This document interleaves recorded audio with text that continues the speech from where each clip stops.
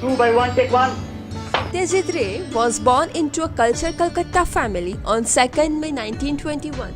He majored in economics at the University of Calcutta, but found his real calling was in the study of painting and art history at Santiniketan. In 1942, he returned to work in an advertising agency, and during his time as an illustrator, the book Pathar Panchali, a classic Bengali novel by Vibhuti Bhushan Bandyopadhyay.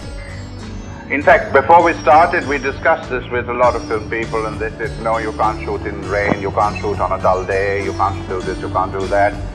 So we made some experiments with a 16mm camera, shooting under all kinds of light conditions. We found that everything came out. So we decided to do the realistic kind of photography.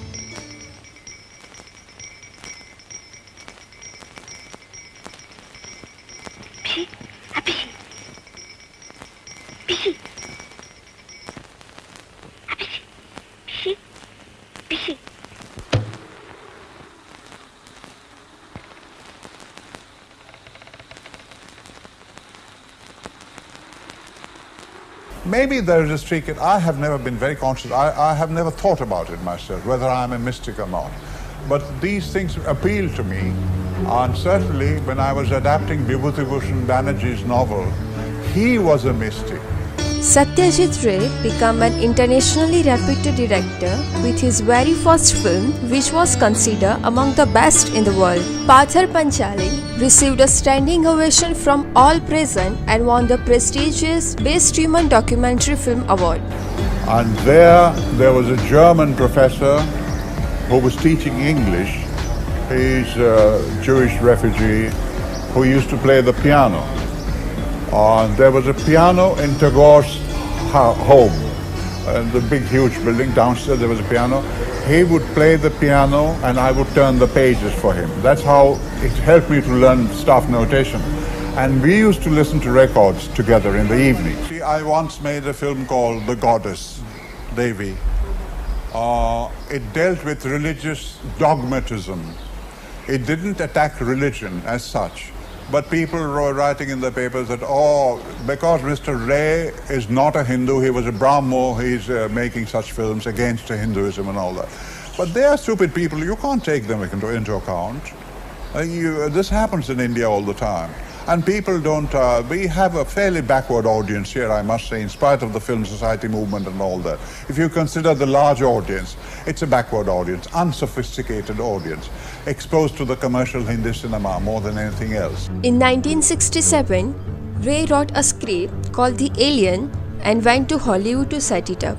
Years later, in 1982, when Steven Spielberg's E.T., the Extraterrestrial was released, Ray saw striking similarities to The Alien, suggesting Spielberg's film would not have been possible without my script being available throughout America in mimeographed copies.